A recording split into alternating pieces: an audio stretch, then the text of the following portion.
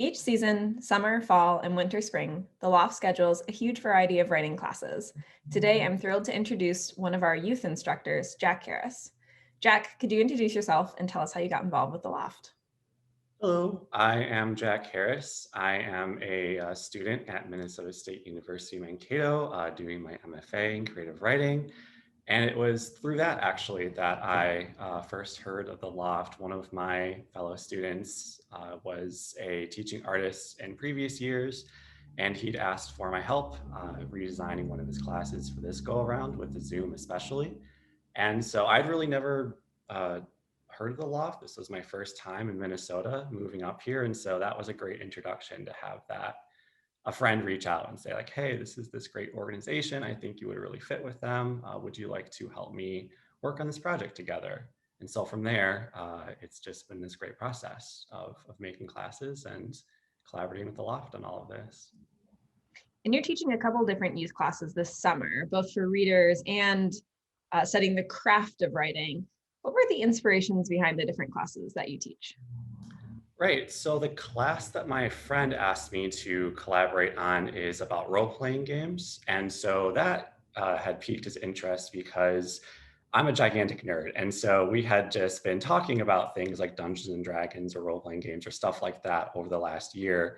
And so when it came time for him to start looking at this class again, I guess that I was on his mind. So that fit very naturally with what I like to do and the kinds of stories that I like to tell, making a class all about sort of telling those narrative adventure stories. And then from there, I went from collaborating with my friend on that course to sort of setting off on my own and making a course of my own for readers, the Carry On fan fiction inspired course. And that as well just comes from my backgrounds of, like I said, I'm a big nerd. I grew up on the internet. And so uh, writing fan fiction when I was younger was a great introduction to writing for me. And so I thought, here's this great opportunity to both work with youth to do something online to sort of go my own non-really academic direction with writing course. And so, of course, fan fiction is not something that really is ever touched upon in MFA programs or in college or undergraduate or whatever, what have you. So I was really excited to get to sort of sink my teeth into something that I had a lot of passion for when I was younger and something that I have not been able to really return to until now. And I want to go off of that a little bit because both with fan fiction and I feel like with role playing games, these are forms of writing that people don't think of as like real writing, And so when you're teaching it, especially for kids who might come in who really love reading or who really love role playing games, but have never in their life thought of themselves as writers because they get this sort of academic distinction between what counts and what doesn't. How do you try and break that down for students to really encourage them to do what they love?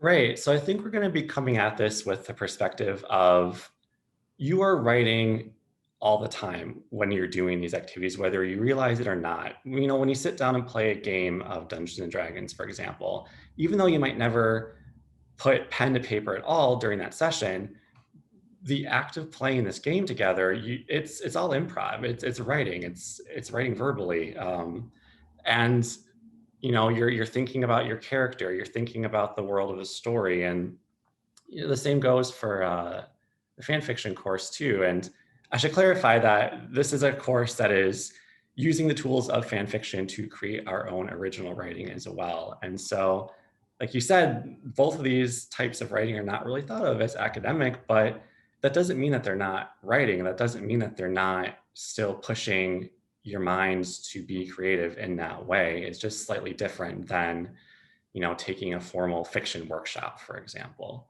And so I think it's about looking at these forms of writing that, because they're not taught normally, um, people who do them or might find value in them might not feel like they're valid craft or writing forms to practice in, but really they are, and really they can be very beneficial to your development as a writer. So sort of giving the space for those and space for these young writers to breathe and go, okay, if this is something I enjoy, this is something that can also be useful to me, and it is writing, and it is something I can practice through, and sort of reinforcing that for them. I'm curious too about the process of co-teaching a class. You said that one of your classmates and friends asked you to help develop this class, but the two of you are teaching the class together as well, correct? Right. And so what does that look like? Yeah, so I'm very lucky in that my friend is also my neighbor, and so we are planning to be teaching, hopefully in the same room for as much as we can. And the one that we're co-teaching is the role-playing games class, and so it's really just going to be a sort of handoff between us, where just as the process of planning the class was really collaborative. It was us sitting with our computers together, going back and forth over what it was we wanted students to get out of the class and how we wanted to structure it. I think the class will also look that way, with just the two of us, passing off ideas between each other, taking maybe smaller breakout groups, guiding students. You know, if we have a number of people, um, guiding students in games together and also separately. And so students can get more maybe one-on-one time or attention that these role-playing games might call for. So we're really excited to have that sort of banter between us, that energy between us, and then also to just have two people that students can work with. And then they can maybe talk to or get tips from or just feel comfortable writing in that space with. And along with just feeling comfortable and writing in a space, because obviously that's really important, what is it that you're hoping students will take away from your classes? Right. So, as I mentioned a minute ago, I think it is really just taking these forms of writing that either students might not be consciously thinking of as writing or might be thinking of like a guilty pleasure almost. Taking these forms of writing that they do or that they're interested in beginning to do and showing them the value in those and showing them how you can use these tools, maybe that again are not thought of as academic, how you can use these tools, these practices in writing to really develop yourself as a writer and to keep moving forward and to not think of it like a guilty pleasure or like a time waster or a game or something like that, but to really analyze the choices you're making in a game or to analyze the choices you're making when you are choosing to write a piece of fan fiction or something inspired in that genre. And so hopefully when students leave here, they'll do so with a sense of, yes, okay, me spending time on this is not wasting time or it's not distracting from writing. It is me actively engaging in writing and it is me growing. And so they'll be a little bit more conscious about how they are growing as a writer by doing these things and then maybe identify some ways to move on beyond the class and to keep using them to grow. So our next bout of questions is going to be a little bit more about you. Okay. Don't be too nervous. As an MFA candidate, so you're teaching and you're taking classes at the same time. I can see how teaching classes or taking classes would inform how you teach them, but what are you expecting the other way around to look like? So what am I expecting for teaching to look like, to clarify? Yeah, and how that will inform your time as a student. Right. So I was really, I mean, this year was my first year as an MFA candidate, and we were kind of, you know, coming into it in the pandemic year, of course. Everything was over Zoom. And so I was a teaching assistant for English 101 TA. So I led my own um, section of English 101. And so that in and of itself is already a challenge. Then doing it over Zoom is just like that trial by fire of, oh man, you have the classroom of 25 students. You are the only time you're ever going to see them is like we are right now. How are you going to make sure that they get the best value out of that? How are you going to make sure that you still connect with them and that they feel comfortable doing writing? And so I could go on for a long time. You might have noticed by now, I'm a rambler. I'll try to keep it short, but I learned a lot in this past year. And so all of that teaching experience also informs me as a student. Like you said, I have now been lucky enough to be on both sides of that desk, so to speak, where I can feel during classes, maybe when something is going wonderfully and maybe when it's not going as wonderfully. And so I can think about that both from a teacher's standpoint and then also put myself in that student's shoes. You know, I was a student in 101 before, but um, I'm also a student right now. And so it's just a really really fascinating, like dual experience going at the same time here. And I'm excited to apply what I've learned this year and in past teaching experiences as well to this new format. And when I say format, I don't mean Zoom necessarily, but I mean, again, this more non-academic approach to working and teaching with creative writing. And you are a big nerd, as you have already said, as we've Yeah. already learned. What other areas of your life inform your art?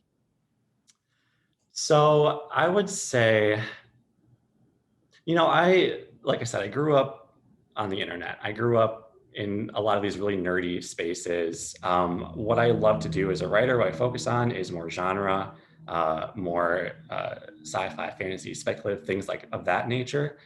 And so all of that is informed by uh, my upbringing on these really classic, really like weird and out there and exciting TV shows and movies and just all of this other pop culture going on. I love animation. I grew up on Adventure Time, on like Avatar: The Last Airbender, and so just being so saturated with all of that is, I think a lot of the times we grow up and we think, oh, cartoons are for kids. We don't get to play in that space anymore. Just like we don't get to write fan fiction or play Dungeons and Dragons anymore. But it's really continued passion for me. I will sit down and instead of watching an episode one night of something, I might watch a half-hour video essay breaking down how animation interacts with story in this one episode of a given show. And that is just the most interesting thing to me. And so exploring interests in sort of like nerd culture in that way, but then also finding ways to connect that back to writing is really fun for me. Okay, so when you aren't being a student or teaching or nerding out in various capacities, what else is it that you really enjoy doing? I have had to develop a bunch of hobbies over this last year, as I'm sure a lot of us did.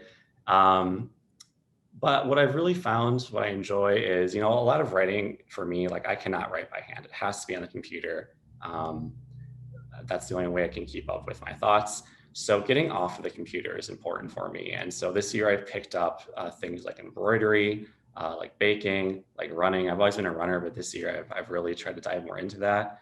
Um, Creating art in a non-digital space and sort of flipping that switch in my brain is both a nice way to give myself a break, but then also I find that if I'm sitting down embroidering something for an hour, there are still thoughts percolating in the back of my head. And so when I return to the computer in that digital space, I find that I'm ready to go with all of these new ideas for writing. And if I don't have any new ideas, then at the very least, I feel refreshed from just not staring at a screen for a little while. So I try to find other ways to pick up artistic hobbies that are not on the computer.